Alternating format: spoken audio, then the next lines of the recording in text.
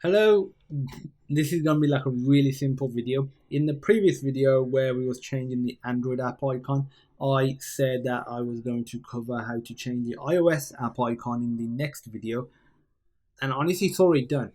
I forgot to mention that the automatic, the terminal command that we ran, which was flutter packages pub run flutter underscore launch underscore icons colon main, actually already changes. So if you run your application on an iOS device or simulator, you will have the new icon, and you can see it.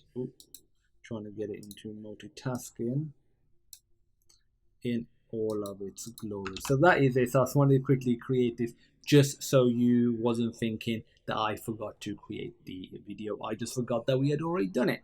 Thanks for watching.